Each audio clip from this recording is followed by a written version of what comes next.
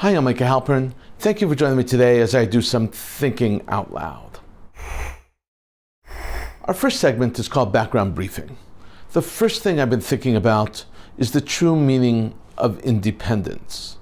75 years is no small feat for a tiny country created by a handful of people in a desert, barren land.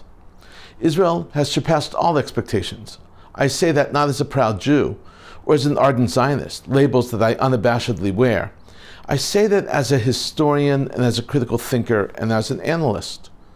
My parents and grandparents, typical of their generations, they were Jews who witnessed the creation and the early years of the Jewish state, marveled year after year during this period of the national Jewish holidays.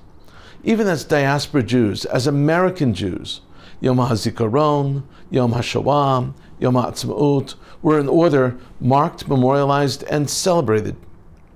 The miracle of Israel's creation and continued productivity, its rise to a recognized world power, given the odds opposing the Jewish state at nearly every turn and throughout all these years, stops just short of being a miracle. Actually, it is a miracle. Jewish national independence should never be taken for granted. Independence, in English, or Atzmaut in Hebrew, are gargantuan concepts. The etymology of independence derives from the Latin word pendere. It has the same root as pendant. It means to hang freely.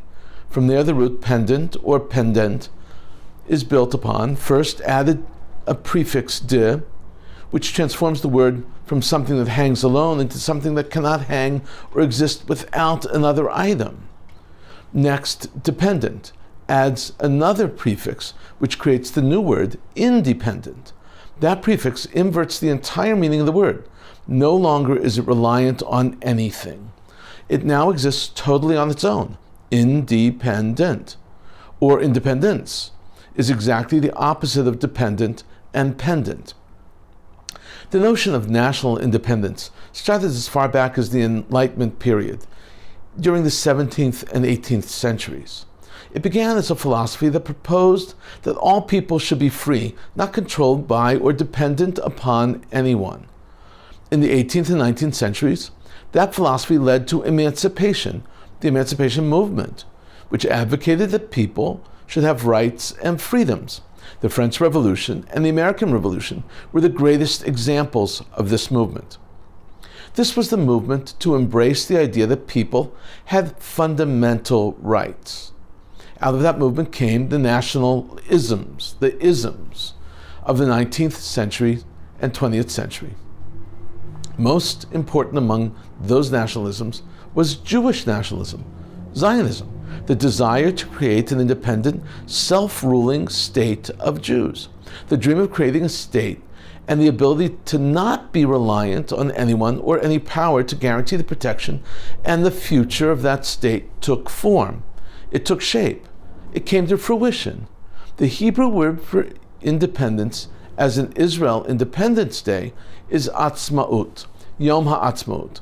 There is, however, another word which may have been better suited to convey the notion of independence. That word is komemiyut, which is best translated as independence and sovereignty.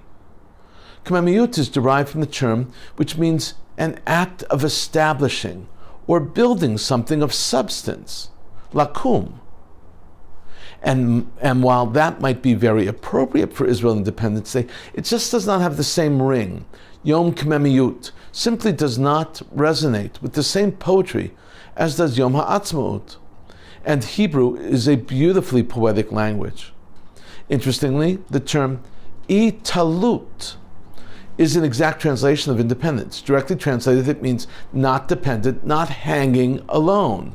Again, this term is absolutely not appropriate. It's not the appropriate choice at all, and certainly does not convey the proper imagery for Israel's glorious creation, its independence. Hebrew is a deep and beautiful language, not just because the Bible is written in Hebrew. It was, of course, chosen to be the language of the Jewish state because it romanticizes the past and marries with the present and the future in the biblical land. One of the reasons explaining Hebrew's beauty is the root system, which provides a foundation that allows the ability to build on the language. For instance, Atzmaut means much more than independence. Etzem, the foundation of Atzmaut, means power. It also means huge, vigor, might, potency. It also means the essence of something. It also means bone. Atzmo, a related word from the same root, ironically means alone, by oneself. The most important achievement of these 75 years is not that Israel, through the Jewish state, creative energies, has impacted and contributed to the world way beyond its size and age. The most important achievement of the Zionism and the Zionist movement is that Israel and the Jewish people are now self-reliant. Yes, it's important to build bridges with others and to forge relationships and sign agreements and treaties. These partnerships are based on mutual gain. But even without them, Israel stands strong and stands firm. Israel can and Israel does protect itself and all Jews around the world. The dream of Jewish nationalism is 75 years strong. It's 75 years young. May it live on forever and ever. Coming up next, Points of View. First up is a column from Ynet. It was published on April 14, 2023, and it is authored by Avigdor Hasselkorn. And it's entitled, In Shambles, Israel's Mowing the Grass Doctrine. Subtitled, Opinion, Quiet cannot be the strategic goal of a country if it allows its enemies a breathing space to grow and upgrade their arsenals and proliferate their presence along its frontiers. Hasselkorn explains that Israel needs to institute an aggressive strategy to combat its enemies. And this is how Hasselkorn begins.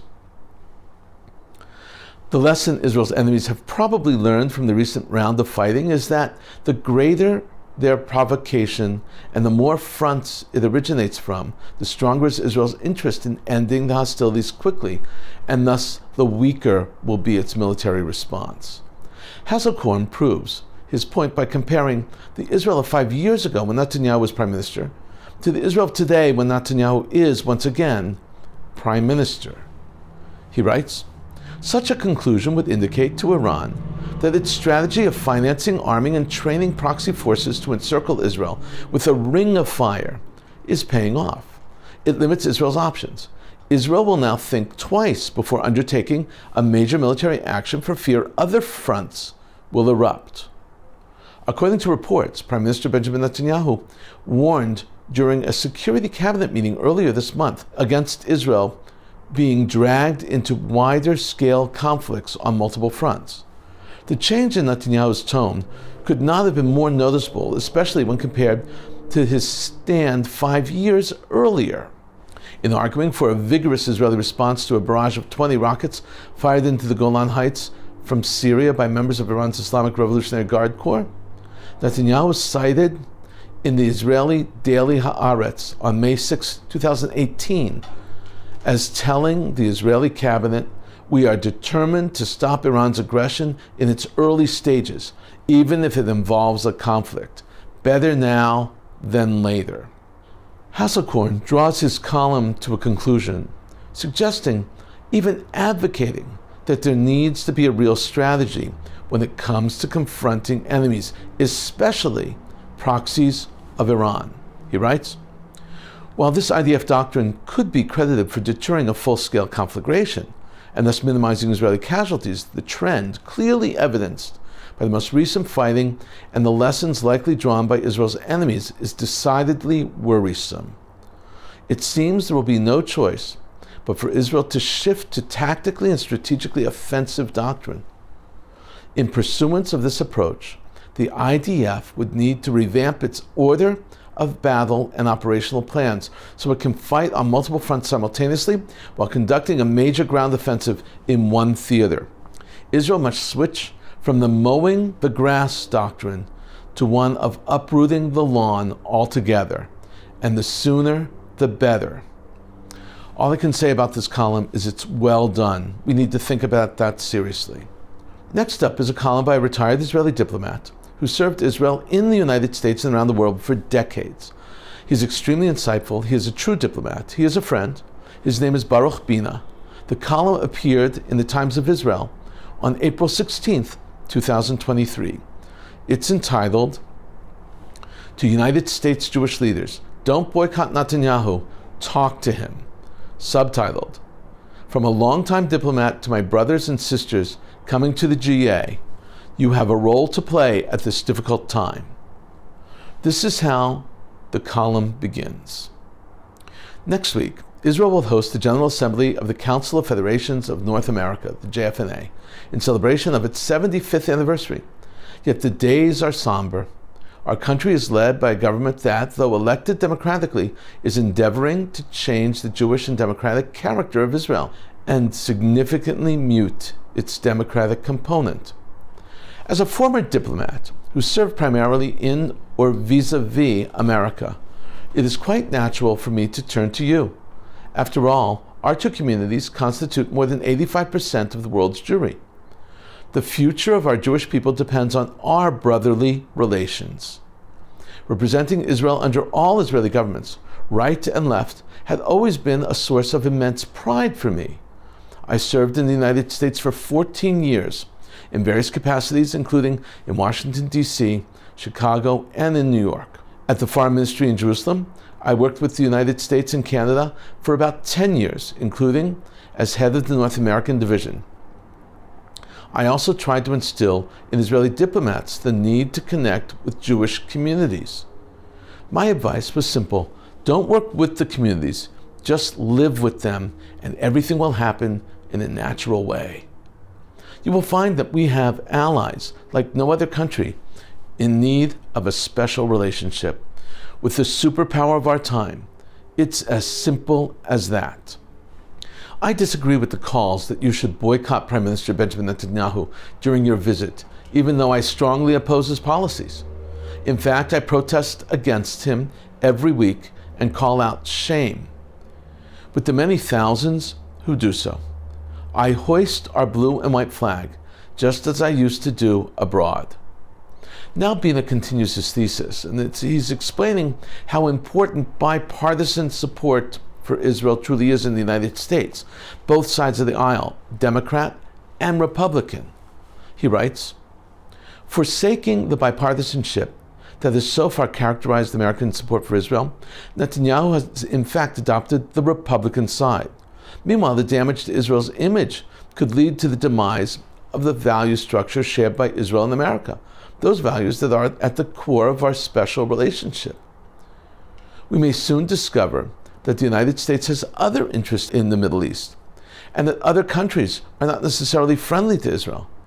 Some may be antagonistic, but deterred by our strength and qualitative edge, based on cultural, scientific, and technological advantages that our current government fails to promote, as well as by our special relationship with the United States." In conclusion, Bina asks that the U.S. Jews and the Jewish leaders be true partners and stay united even in disagreement. He writes, "Welcome to Israel, dear sisters and brothers from North America. We are here for you and ask that you be there for us as we go through the bad days of an unworthy government. We hope and expect that these days will end soon and that the pluralistic, democratic, and Jewish banner will once again fly proudly over Israel. In the meantime, please stay with us and explain to Netanyahu where he goes wrong."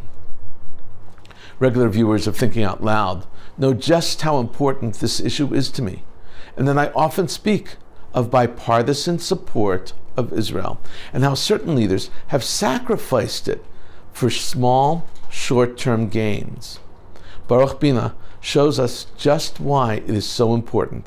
Thank you, Booby. That's his nickname. Coming up, commentary through cartoons, where pictures tell the story. I'm going to show you 7 cartoons, memes, and headlines today. The first is a headline, a rather shocking headline. Actually, I saw the headline in many places, and it really surprised me. It reads, Texas man uses Apple AirTag to track down person who stole his truck and then kills him. Police.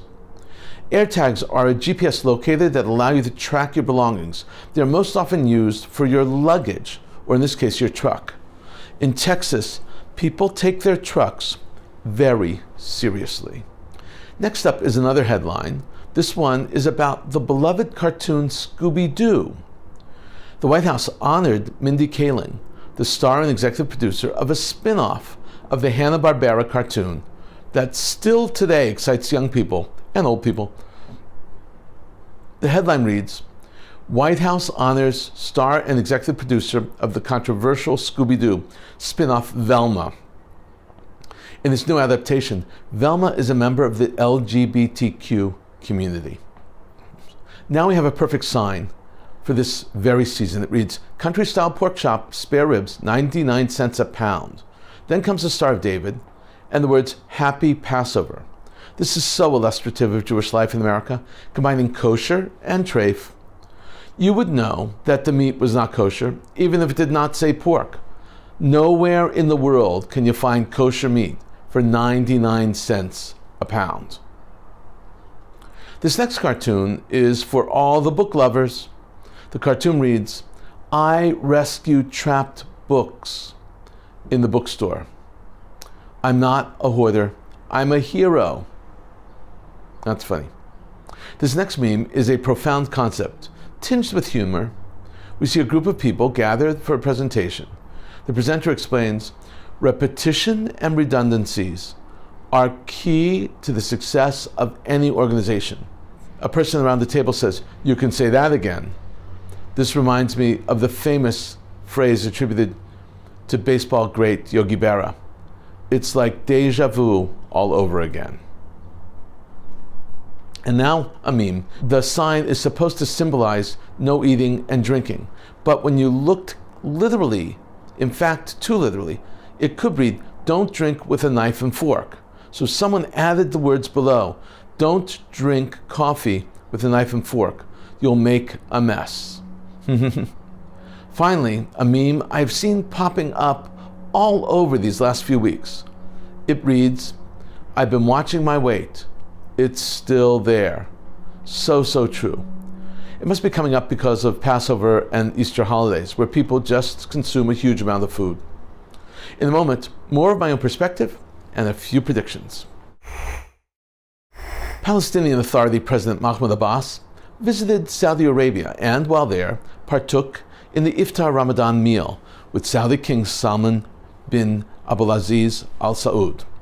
Abbas's arrival in Saudi Arabia coincides with the arrival of a delegation from Hamas, the Hamas terrorist organization.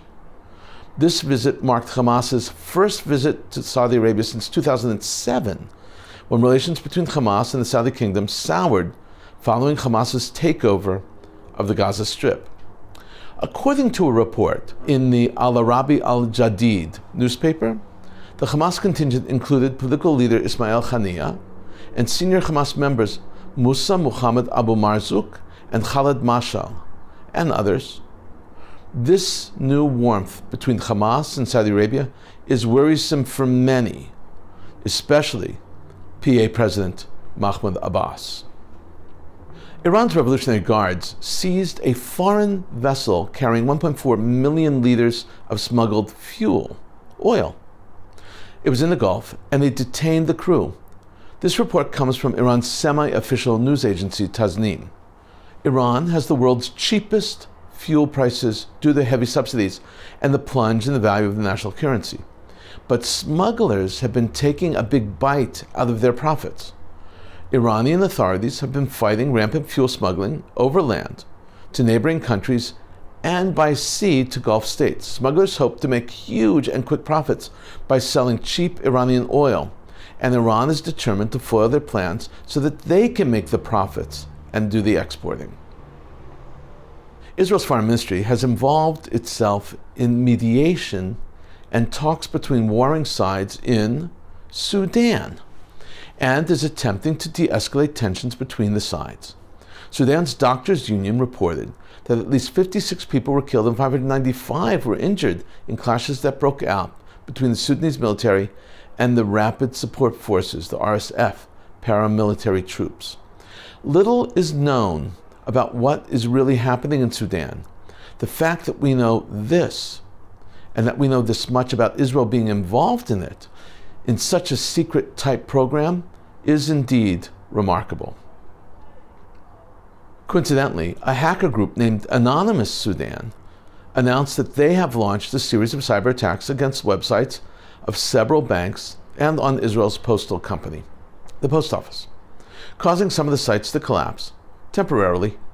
According to a message released by the group, the attack was aimed at the Israel Postal Company only a day after the postal company announced on Facebook that it had overcome the previous cyber attack aimed at them.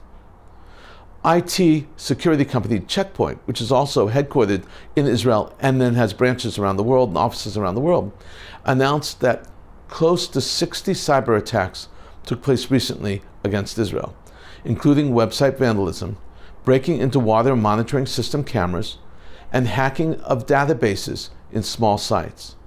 The attacks were carried in light of the Iranian Jerusalem Day, aka Al-Quds Day, an annual Palestinian event held on the last Friday of the Islamic month of Ramadan to express support for Palestinians who oppose Israel and Zionism. Israel's Prime Minister Benjamin Netanyahu criticized the global ratings agency Moody's for downgrading Israel's credit outlook from positive to stable. The ratings agency, he said, showed an imperfect grasp of Israeli realities and a lack of faith in the famous resilience of the local economy. In a joint statement with Finance Minister Bezalel Smotrich, Netanyahu explained that the concern that Moody's analysis raised about the public controversy and its effect on Israel's political and economic stability is natural for those who do not know the strength of Israeli society. As those who believe in the strength of Israeli society, its unity, and its stability to overcome disputes and crises, as it has done many times in the past, we are confident that with God's help, it will be thus once more. China and Russia are in advanced talks with Iran to replenish the Islamic Republic's supply of a key chemical component used to propel ballistic missiles. Citing diplomats familiar with the matter, the news website Politico termed this a move that would mark a clear violation of United Nations sanctions and possibly help Moscow replenish its depleted stock of rockets. According to the report, Tehran has held concurrent negotiations with officials and government-controlled entities from both countries, including state-owned Russian chemical maker FKP, Anosit, to acquire large amounts of ammonium perchlorate. Now, that's called AP, the main ingredient in solid propellants used to power missiles. The diplomats referred to in the Politico report requested anonymity in order to discuss confidential information. The exact quantity of AP Iran is seeking to purchase isn't clear, but the diplomats familiar with it and its plans estimate that it would be sufficient to build thousands of rockets, including the Sulfagar missile, which has a range of 500 miles and has been used by both Iran and its proxies in the Middle East in recent years. If the deal goes through, some of those rockets could end up being deployed against Ukraine, the diplomats asserted. We've been thinking out loud about a lot today. Now that you know what I've been thinking, let me know what you're thinking. Email me at micah@jbstv.org. Tweet me at Micah Halpern. Tell me what you think. Before we end, let me leave you with one piquante piece of information. As you all know, we are in the season of national Jewish holidays like Yom Haatzmaut and Yom Haatzmaut.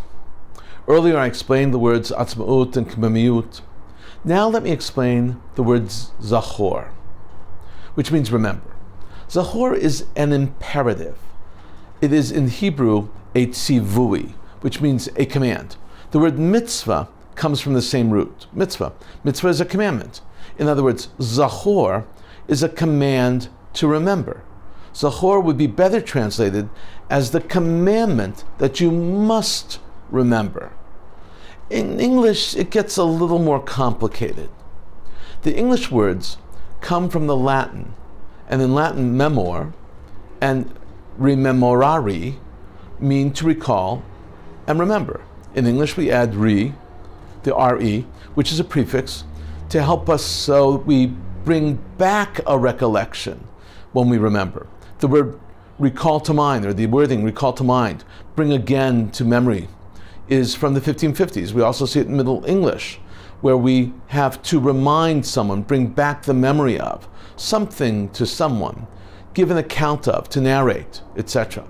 And in passive constructions, such as in remembereth me, I remember, the insertion of the letter B between the letter M, followed by a consonant where a vowel has dropped out, is pretty regular. Just compare the word remember to the words number, chamber, and humble.